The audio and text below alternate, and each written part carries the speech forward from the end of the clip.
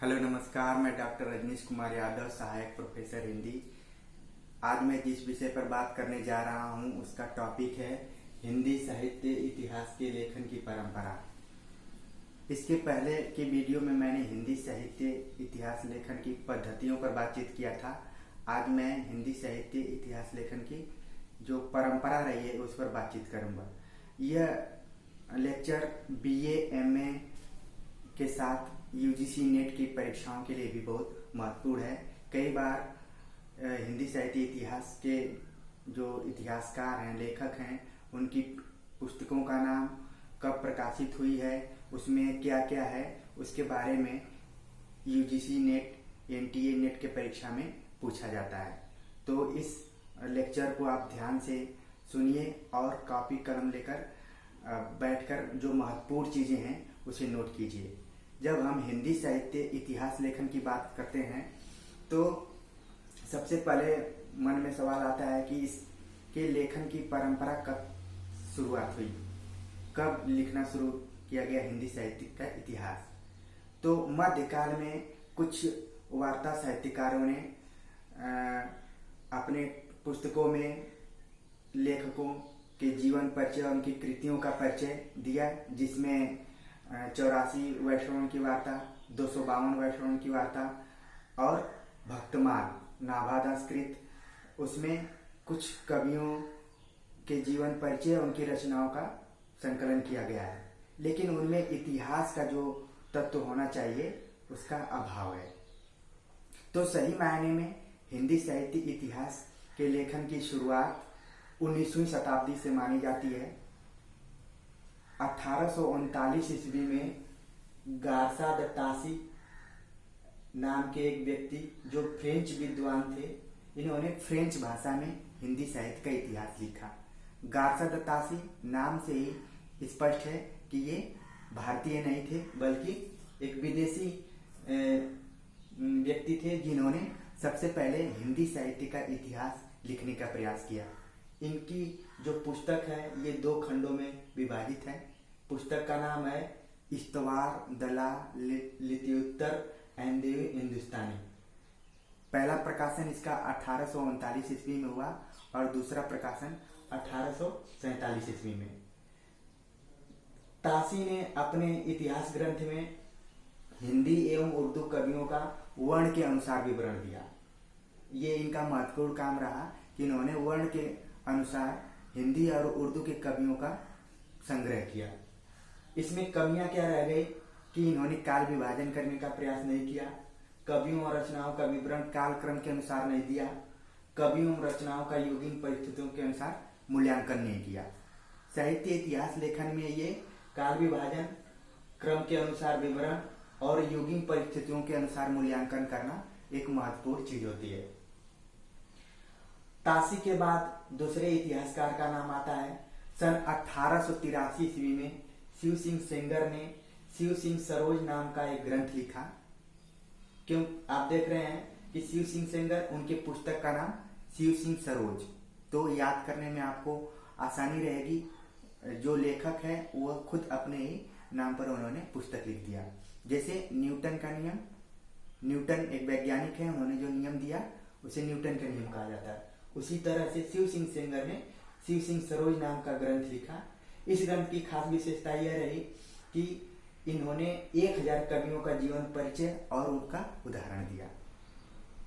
तासी के इतिहास में कवियों का पता नहीं चलता है कि कितने कवि हैं, लेकिन शिव सिंह सेंगर ने 1000 कवियों का जीवन परिचय और रचनाओं का संकलन और उदाहरण से दिया था। और इसमें भी गार्सा तासी के जैसे काल विभाजन, विवरण और युगीन परिस्थितियों के अनुसार मूल्यांकन नहीं किया गया है। इसमें भी ये दोनों जो शुरुआती के इतिहास रहे हैं ये वर्ण अनुक्रम पद्धति के आधार पर लिखे गए थे। तीसरे इतिहासकार आते हैं सन 1888 ईस्वी में जॉर्ज ग्रियर्सन।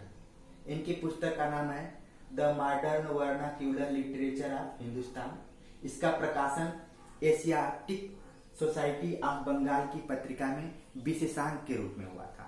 जब जॉर्ज ग्रियर्सन ने अपनी पुस्तक लिखा तो वो एक विशेषांक के रूप में एशियाटिक सोसाइटी ऑफ बंगाल की पत्रिका में छपा था। जैसे वर्तमान समय में कई पत्र पत्रिकाएं कुछ कवियों लेखकों का विशेषांक निकालती हैं, वैसे ही जॉर्ज ग्रियर्सन की पुस्तक का विशेषांक निकाला था। यह पुस्तक अंग्रेजी भाषा में लिखी गई है। इस पुस्तक की खास विशेषता यह है कि इसमें सर्वप्रथम काल विभाजन करने का प्रयास किया गया। कई बार परीक्षा में पूछ दिया जाता है कि हिंदी साहित्य के इतिहास में सबसे पहले काल विभाजन करने का प्रयास किसने किया था, तो जॉर्ज ग्रियर्सन का नाम आता है। ग्रियर्सन ने सर्वप्रथम काल विभाजन किया। उन्होंने हिंदी साहित्य के इतिहास को 11 कालखंडों में विभाजित किया और सर्वप्रथम उन्होंने आदिकाल को चारण काल और भक्ति काल को स्वर्ण काल कहा। इस तरह से देखा जाए तो रचनाओं का युगीन प्रवृत्तियों के आधार पर उन्होंने मूल्यांकन करने का भी प्रयास किया। इसके बाद चौथे जो इतिहासकार आते हैं मिश्र बंधु। सन 1913 ईस्वी में मिश्र बंधुओं ने मिश्र बंधु विनोद नाम से एक पुस्तक लिखी जो 4 भागों में विभाजित है। मिश्र बंधु, बंधु शब्द से ही प्रयोग पता चल रहा है कि इसमें कई लोग शामिल हैं।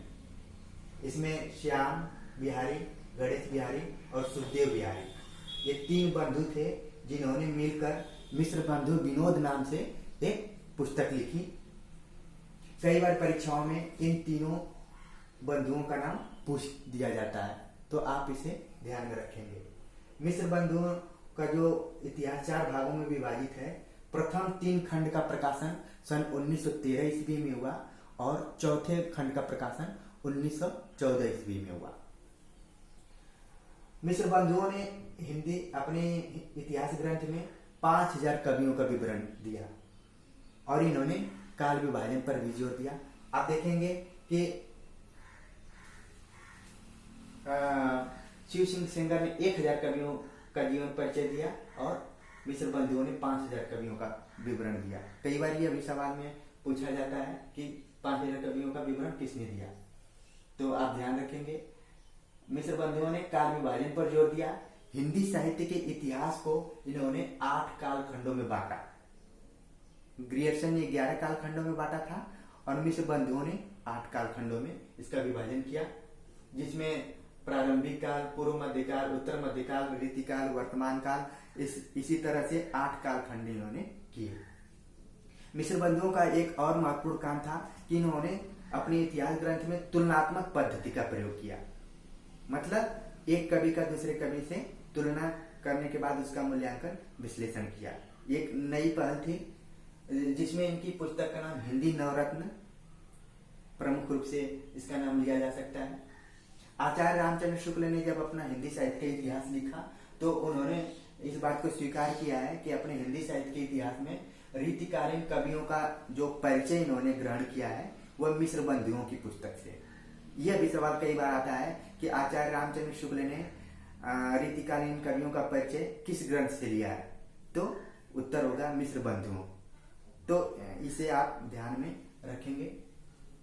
अगले इतिहासकार के रूप में आते हैं 1929 ईस्वी में आचार्य रामचंद्र शुक्ल।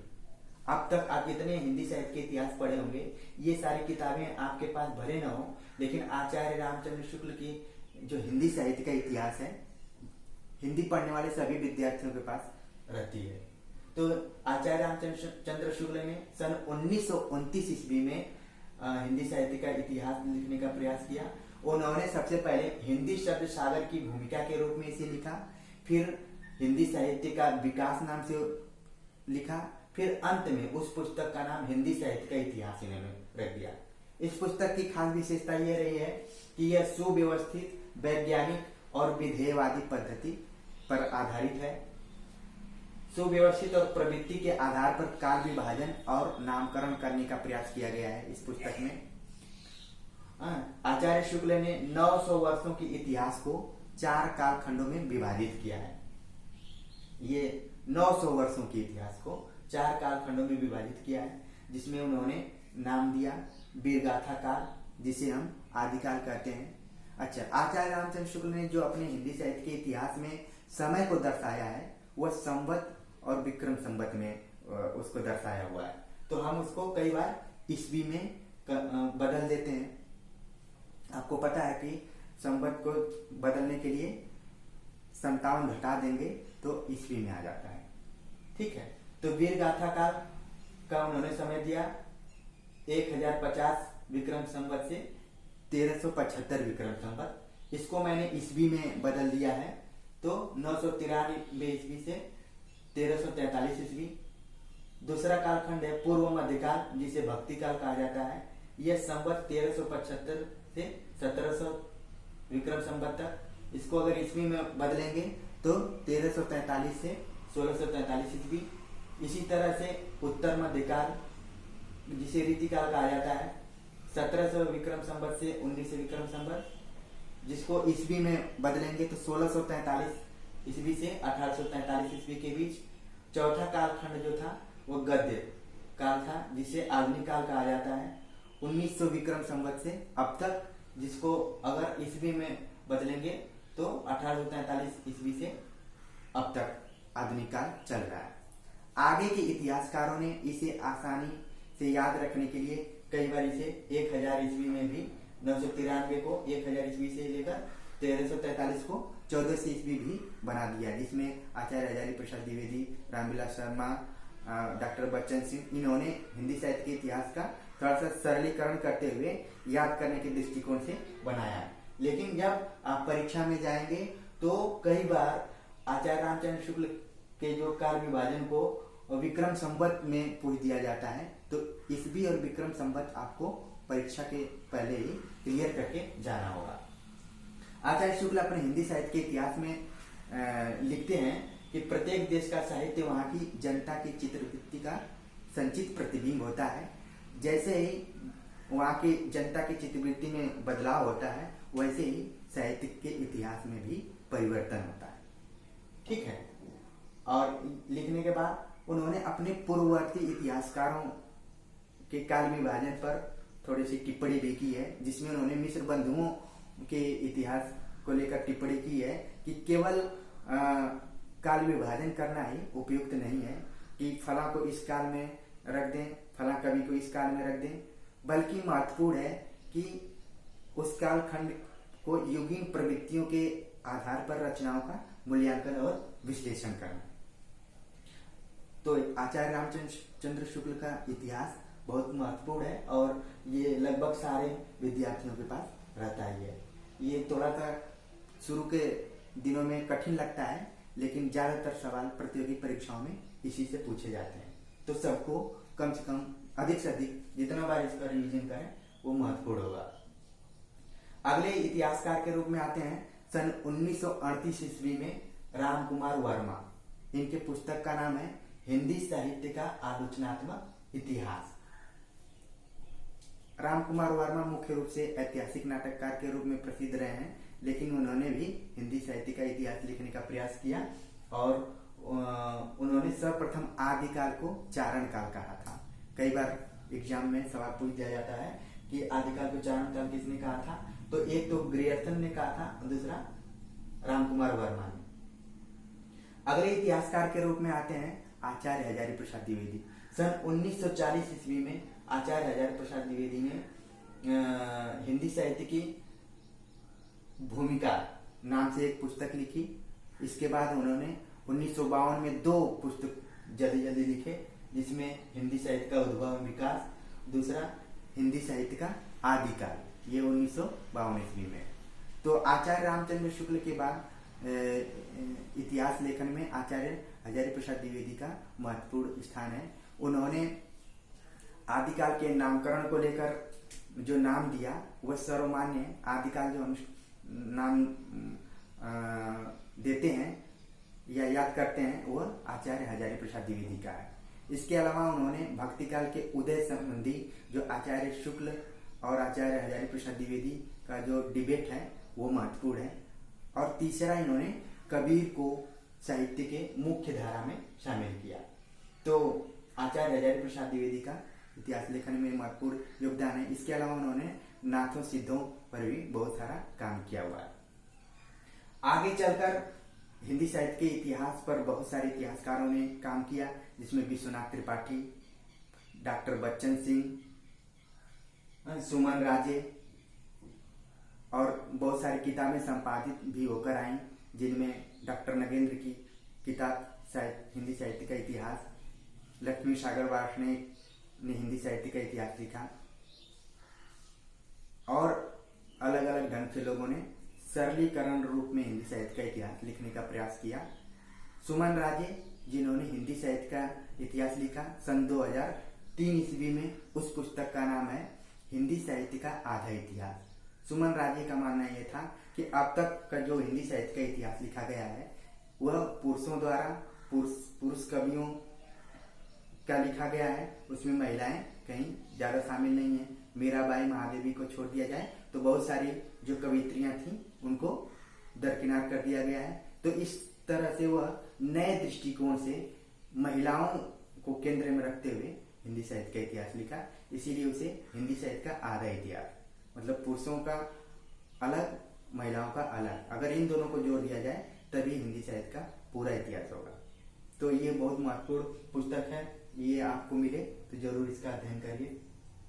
तो मुख्य तौर पे आज मेरे लेक्चर का मुख्य उद्देश्य यही था कि हिंदी साहित्य इतिहास के लेखन की जो परंपरा रही है उसकी शुरुआत कैसे होती है, कौन कौन इतिहासकार हैं और उनकी पुस्तक का क्या नाम है, उनकी पुस्तकों की खास विशेषता क्या है, आपको समझाने का मेरा प्रयास था। उम्मीद है कि अब आपका कॉन्सेप्ट क्लियर हो गया होगा कि हिंदी साहित्य का इतिहास गारसा दत्तासी से शुरू होता है और सुमन राजे तक चलता रहता है, और बीच में भी बहुत सारे इतिहासकार हैं। तो आप ध्यान देंगे कि सर्वप्रथम, कई बार इसको परीक्षा में, नेट के परीक्षा में क्रम के रूप में भी लिखने के लिए आ जाता है कि 1839 में तासी का, 1883 में शिव सिंह सेंगर का, 1888 में जॉर्ज ग्रियर्सन का, 1913 में मिश्र बंधु का, 1929 में आचार्य रामचंद्र शुक्ल का, 1938 में रामकुमार वर्मा का, 1940 में आचार्य हजारी प्रसाद द्विवेदी का। इसके बाद बहुत सारी किताबें आप देखेंगे कि इतिहास जब पहले लिखा गया 1839 में, उसके बाद बहुत लंबे गैप के बाद 1883 में लिखा गया, फिर जल्दी 88, 13, 29, 38, 40 जल्दी लिखना शुरू हुआ। तो कई बार परीक्षाओं में इनका क्रम भी पूछ दिया जाता है, तो इसको आप ध्यान में रखेंगे। उम्मीद है कि अब आपको हिंदी साहित्य इतिहास लेखन की जो परंपरा रही है वह ठीक से समझ में आ गया होगा। अगर यह वीडियो आपको अच्छा लगा हो तो आप इसे ज़्यादा से ज़्यादा शेयर कीजिए, लाइक कीजिए, कमेंट कीजिए। अब हम अगले लेक्चर में एक नए टॉपिक के साथ उपस्थित होंगे। धन्यवाद।